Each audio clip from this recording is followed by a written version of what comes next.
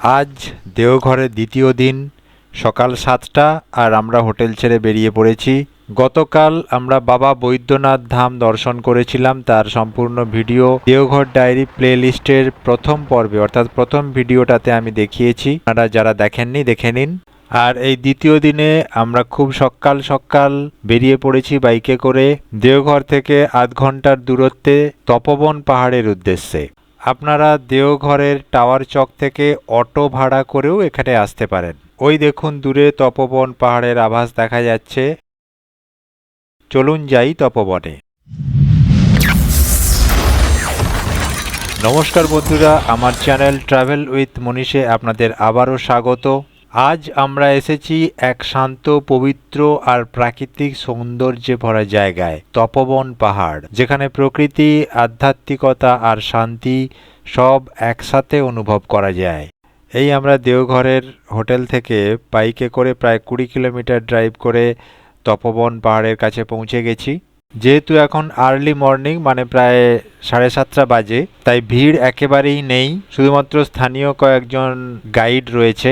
আর আপনাদের বলে রাখি, এই পাহাড়ে উঠতে গেলে কিন্তু জুতো খুলে ঢুকতে হবে, তার কারণ এর পাহাড়টির বিভিন্ন স্থানেই বিভিন্ন মন্দির রয়েছে। আর এখানে একজন গাইড নিয়ে পুরো পাহাড়টা ঘুরে দেখাই ভালো, তার কারণ এই পাহাড়ের বিভিন্ন স্থানে বিভিন্ন মন্দির এবং গুহা রয়েছে, যেগুলোর মাহাত্ম্য একজন গাইডই আপনাকে বলতে পারবে।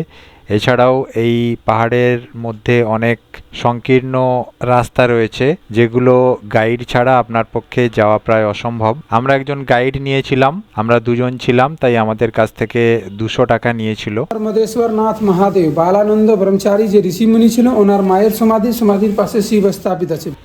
আর কিছু খুচরো টাকা সঙ্গে রাখাও ভালো, তার কারণ বিভিন্ন মন্দিরে দক্ষিণা দেওয়ার প্রয়োজন হতে পারে। তপোবন যেটা বলে আসলেন, এটা হলো তপোনাথ শিবের মন্দির। জমিন সে প্রকট হয়ে রাবণকে দেখা দিয়েছিল শিব ত্রেতা যুগে। এদিকে যাবে, বাঁ থেকে বেরিয়ে আসবেন। স্বয়ম্ভু শিব আছে, স্বয়ং জমিন সে প্রকট হয়ে রাবণকে দেখা দিয়েছিল।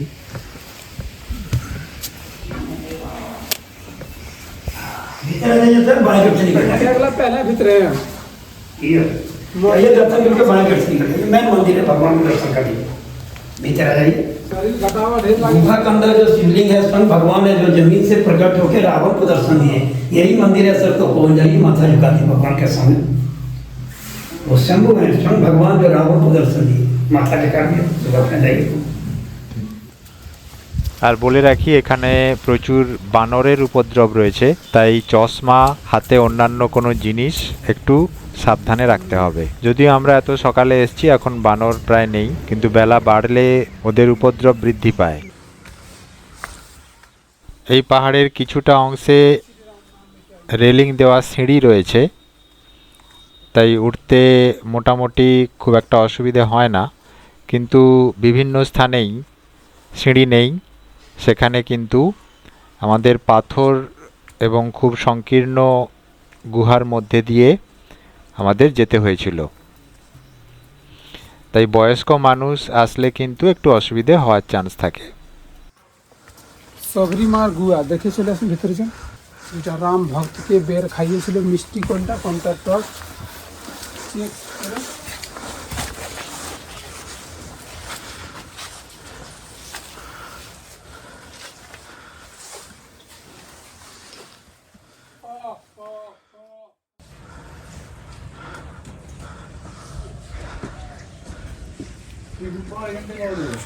सामने 13 किलोमीटर ऐसे দেখা যাচ্ছে পিছনে।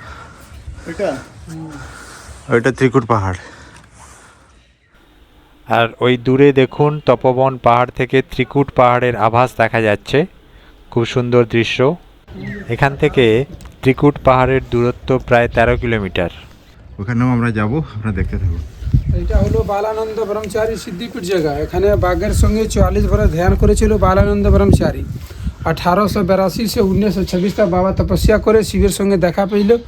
শিবের মন্দির ওখানে যেটা দেখলেন নিচে না, এখানে সিদ্ধি প্রাপ্তি করেছিল, বাঘের সঙ্গে ধ্যান করেছিল। তারপরে হনুমান মন্দির, রাম সীতার মন্দির, অন্য রাস্তা দিয়ে ওদিকে গাড়ির কাছে নামবেন। আচ্ছা, এখানে বাঘ থাকতো? বাঘ ছিল, তপস্যাটা কেউ ডিস্টার্ব না করে সেজন্য পালতু বাঘ রেখেছিল। আর এটাই হলো তপোবন পাহাড়ের সবথেকে উঁচু জায়গা, যেখান পর্যন্ত ওঠা যায়। এর ওপরেও তপোবন পাহাড়ের শৃঙ্গ রয়েছে, কিন্তু সেখানে ওঠার রাস্তা খুব দুর্গম, তাই সেখানে সাধারণত কেউ ওঠে না।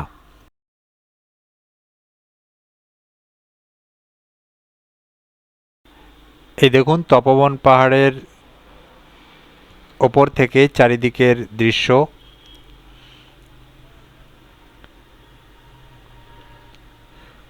দূরে ত্রিকুট পাহাড়ও দেখা যাচ্ছে। আর এই হলো চারিদিক, খুব সুন্দর মনোরম পরিবেশ।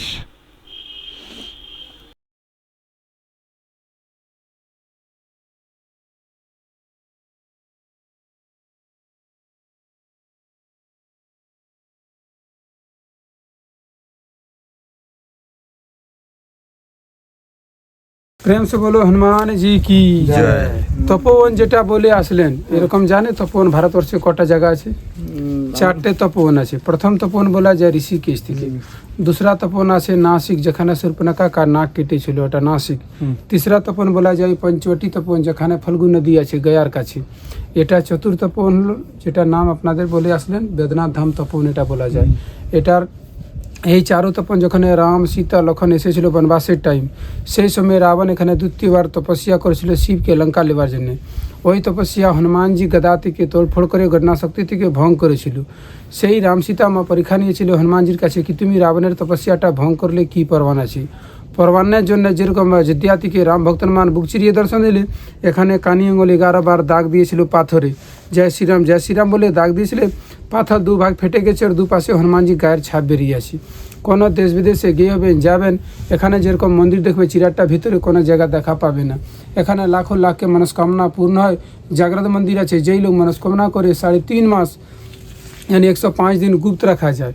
যেই লোক মনস্কামনা করে 2 नियम का पालन करता है। प्रथम नियम कि ওটা গুপ্ত রাখবেন, दूसरा नियम কাউকে ক্ষতি হয়ে যায়, অনিষ্ট হয়ে যায়, আঘাত হয়ে যায়, ওরকম মনস্কামনা করা যায় না। যেই লোক মনস্কামনা করে নিজেই ভলাই के लिए, নিজেই সুখ শান্তি के लिए, ধন বংশ নকরি চাকরি বুদ্ধি বিদ্যার জন্য, মেয়ের নামে ছেলের নামে, ঘর পরিবারের নামে যেটা যে করে 105 दिन গুপ্ত রাখা যায়।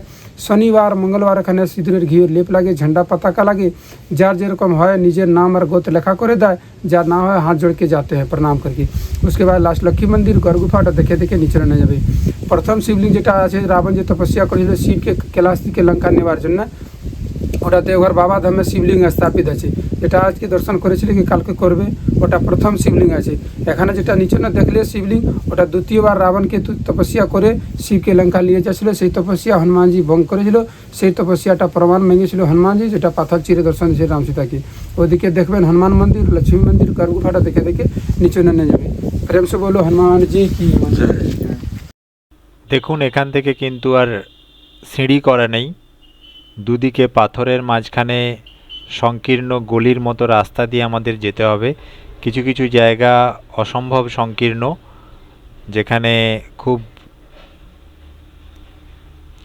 কসরত করে আমাদের যেতে হয়েছে।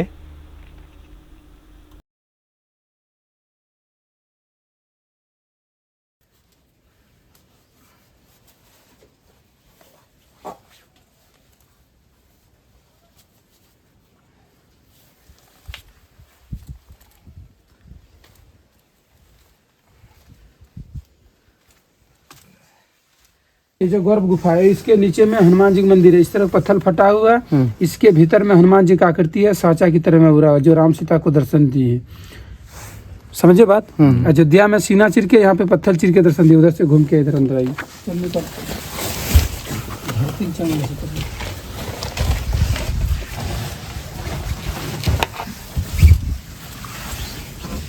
चलो माथा टेक लो और निकलो। এই জায়গা প্রত্যেক বার শনি मंगल সিঁদুরের ঘিয়ের লেপ করা যায়, ঝান্ডা পতাকা লাগে, साल में 3 बार जग है। टिप नहीं ना लड़ा जेते दाम के आगे बात नहीं समझेगा तो किसी होगा, ये सब बंदर इधर उधर कर देता है ना। इसके भीतर देखिए हनुमान जी का आकृति है। हाथ जोड़ के प्रणाम करो, ओम हंग हनुमते नमः, माथा टेको यहाँ पे। और जो भी मनोकामना करना गुप्त रखना है। जय श्री राम 5 बार, अपना नाम 1 बार ले लो। আর এই সেই জায়গা কথিত আছে যেখানে হনুমানজি রাবণের তপস্যা ভঙ্গ করেছিলেন তা প্রমাণের উদ্দেশ্যে হাতের কোড়ে আঙুল দিয়ে পাথর দ্বিখণ্ডিত করেছিলেন এবং সেই পাথরের মাঝখানে নিজের প্রতিকৃতি রেখে গিয়েছিলেন। মূর্তি হনুমানজির মূর্তি আছে। এটা ধাগা বেঁধে নেবে হাতে। ওম হং হনুমতে নমঃ। দাদা বলো, মাথা টিপ নিয়ে না ওখানে।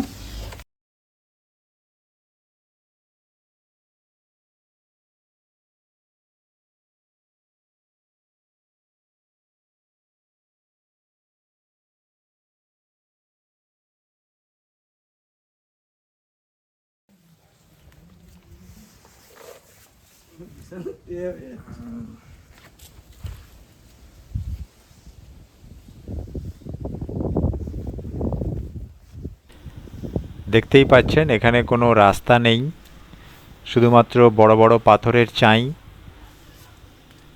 তারই মধ্য দিয়ে আমরা যাচ্ছি।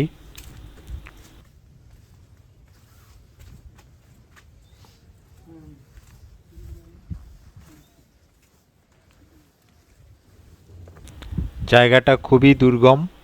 বয়স্ক মানুষেরা এই জায়গাটায় আসার আগে কিন্তু দেখে নেবেন আসতে পারবেন কিনা।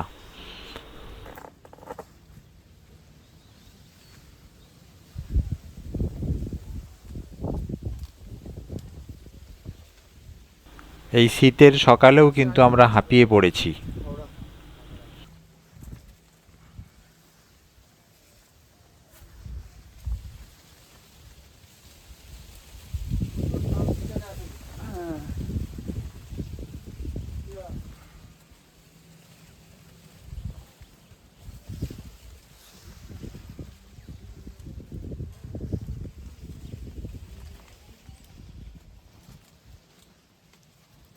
उसी के ऊपर झंडा और त्रिशूल गड़ा गया। मेन गुम्बज है पहाड़, उसके 20 हाथ नीचे अंदर अंदर से गदा वाला यहाँ है। এখানে কানি গলে 11 বার দাগ দিয়েছিল, চিড়েছিল। এটাই মেন মন্দির।